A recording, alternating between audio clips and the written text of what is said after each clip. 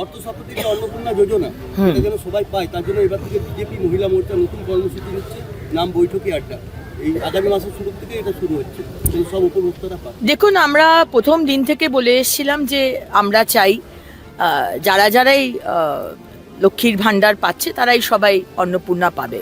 আমি সেই সময়তে মন্ত্রী ছিলাম, আমিও বলেছিলাম, আমার মাননীয় মুখ্যমন্ত্রীও বলেছিলেন। কিন্তু পরে দেখলাম যে যারা পেয়ে এসেছে লক্ষ্মীর ভাণ্ডার তারা অনেকে পুরুষ, আবার তারা অনেকে মহিলা যাদের পাওয়ার কথাই নয়, তারা ইনকাম ট্যাক্স দিচ্ছেন। সুতরাং তারপরেই কিছু নিয়ম আমরা চেঞ্জ করেছি। কিন্তু এখন যে সমস্যা আমরা অনেকের কাছ থেকে শুনছি, যাদের পাওয়ার কথা কিন্তু তারা পাচ্ছে না।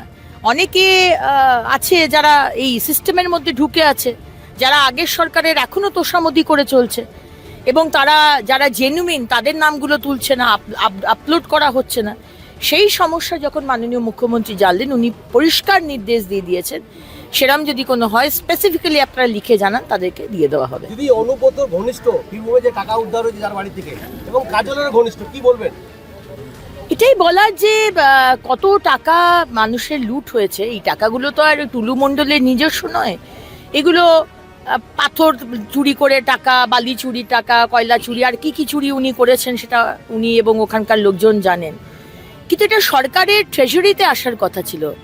এই টাকার যে ট্যাক্স, সেটা সরকারে আসার কথা ছিল, কিন্তু আগের সরকার ট্যাক্স নিয়ে কোনোদিন চিন্তা করেনি। এই টাকাগুলো তাদের নিজস্ব পার্টির ফান্ডে গেছে, নিজস্ব ব্যক্তিদের কাছে গেছে, কালীঘাটে গেছে, শান্তিনিকেতনে বিল্ডিংয়ে গেছে। তো এইটা সরকার ধোঁকা খেয়েছে, সরকারের, আমরা যারা সাধারণ মানুষ আমাদেরকে ধোঁকা দেওয়া হয়েছে।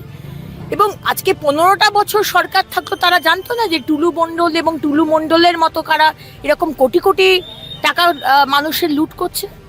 তাদেরকে আগের মুখ্যমন্ত্রী বললেন তারা নাকি বাংলার বাঘ। এইসব লোকেদেরই বাংলার বাঘ বলে তাদেরকে বড় করা হয়েছিল। মিড ডে মিলকে ডিম আবার ফিরে আসছে। ডিম আজকে নিরামিষ খাবারের, আজকে অনেকেই আছেন যারা আমরা নিরামিষ হয়ে যাচ্ছি।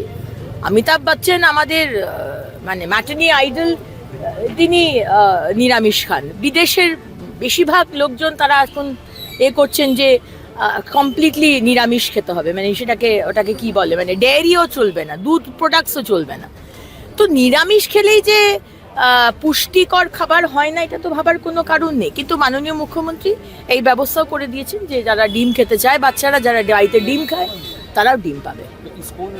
যখন এই পুরো ইয়েটা দেখবে, তো ডিমের ইয়েটা কি আলাদা করে কোনো, সেটা আমি বলতে পারবো না। সেটা যারা ব্যবস্থা করবেন তারা হয়তো এই ডিটেলসটা বলতে পারবে। কারা এটা করছে এক্স্যাক্টলি, কারা বানাবে এই বিষয়টা আমার কাছে জানা নেই।